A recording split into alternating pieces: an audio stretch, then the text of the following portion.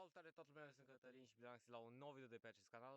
Și ca de obicei vreau să nu ezitați să apăsați butonul de like și subscribe. Să începem! Astăzi împreună cu Alinuțu GM am venit într-o pădure, cică bântuită, dar o să vedem cât de bântuită e în seara da? asta. Am descărcat o aplicație de pe un site mai greu de găsit de vâna fantome. Și astăzi vom vedea dacă chiar este reală acea aplicație și dacă chiar funcționează și da, de ce să o încercăm în casă când putem să o încercăm într-o pădure noaptea. E bine de menționat că acolo scria când am descărcat-o că e 100% reală, așa că... Da, rămâne oricum de văzut. Oricum v-am pus și vouă link în descriere în caz că vreți să muriți cu noi. Da. Și da, să-i dăm drumul. Deci acum vom intra pe aplicația de detectat fantome. Vedem că se încarcă aici MF-ul, AVP-ul. Aoleu! Bun, și avem aici butonul care ne zice Start. Hai să apăsăm. Și practic noi acum am început să detectăm fantome. Oh my fucking god! Avem jos un ăsta de detectat. Și noi trebuie să ne plimbăm în așa fel să vedem fantome. Ce părere ai, domnule? Ai de viețile mele! Nu mai panică deja. Oricum avem și sunet. Avem și sunet. Serios? Dar cred că... Zâmp să bat piciorul! Dar cred că s-a oprit decât la... Cred că se aude doar pe filmare. Bă, țip! Avem EVP level. Hai să intrăm pe aici, ce zici? Hai să mergem și încoace. Am să intrăm pe aici! Intrăm? Hai! Hai să intrăm puțin. Trebuie să găsim fantome, păi da? Bă, dar voi că auziți când vă curăm intru că auzi ceva de aici, nu? Da. Așa că hai să... O, a declinat. Serios? Uite, uite. De aici. Uite, fix aici. Serios? E, față not. What? Bă! Dar nu vă... Uite, putem să-i punem aici... A dispărut. Am pierdut-o. Bă! Bă, dar ai văzut? Bă, ești nebun? Bă, apăruse.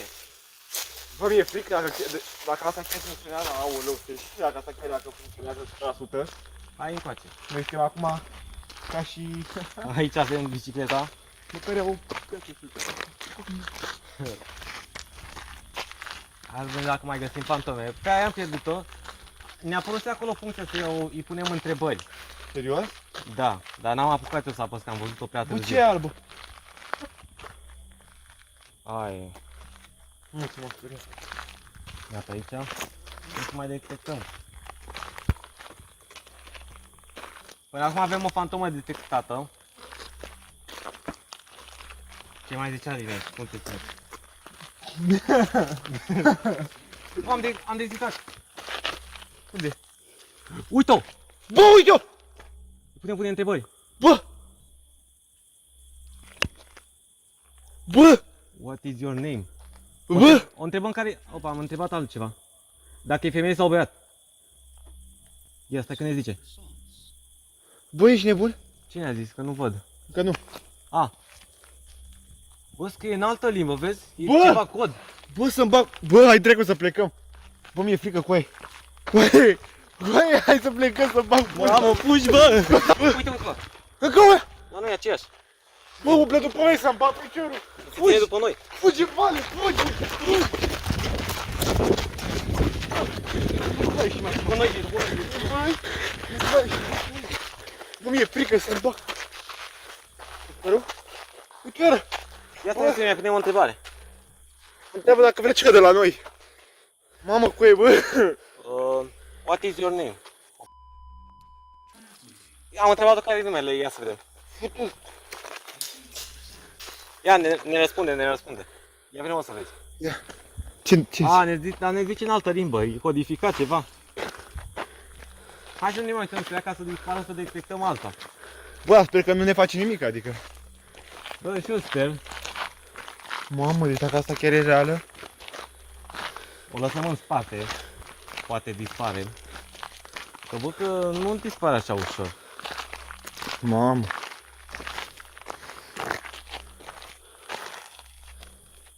Se ține după noi, mă. Serios? Uite, e încă aici. Bă! Întrebă ce vrea de la noi. Hai să vedem ce întrebări mai pune. Ia zice ce întrebări îi pune, mă. Dar oricum ne răspunde codificat. Da. Deci n-are rost să o întrebăm pentru că ne răspunde codificat. Eu zic să ne retragem. Dar eu zic să nu ne mai uităm la ea că poate dispare de pe radar și detectăm altă fantomă, că pe asta am detectat-o deja. Să mai dăm și de alte fantome. Sper că asta e cu minte. Sper că... Da.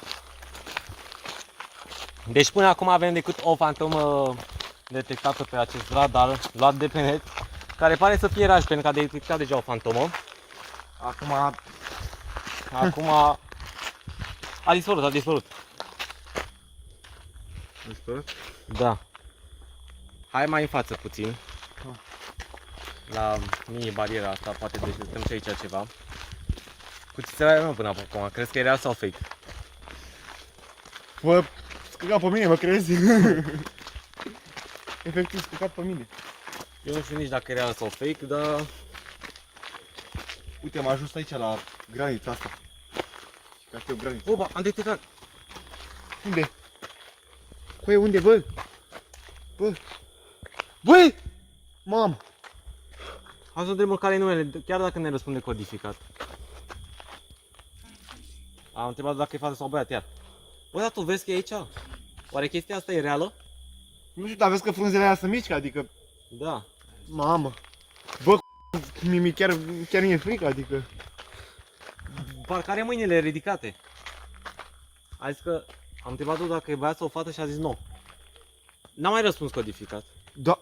Dar a zis nu. Adică Bă. ce, nu e nici fată, nici băiat? Dar tu ce? Întreabă dacă vrea ceva de la mine.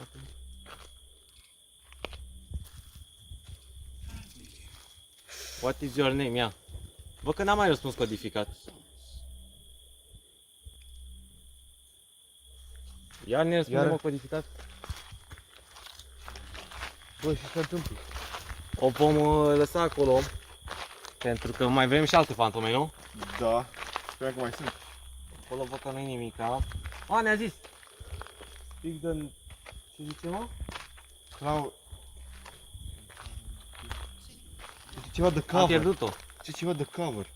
Da, am pierdut-o, nu mai e. Mamă. Asta nu e bună. Până acum câte fantome avem detectate? 3. Da, cred că... Mă rog, oricum avem vreo 2, 3 tot avem. Da, adică... Deci e bine. Ce zic? Ia mă, stai așa, poate treci fantomă, mă. Nu e mă fantomă, e real. Bă, da, ești fantomă! Serios? Ești fantomă. Ei, nu te crezi. Unde, mă? Vezi că e în fața noastră. Am pierdut-o, dar n-am văzut-o. Bă, mă sperii. Ia hai să o luăm înapoi pe aici, că încolo am fost. Băi, dar pe asta n-am văzut-o. Mamă. Eu zic să ne uităm în toate direcțiile, că nu știu cum sare.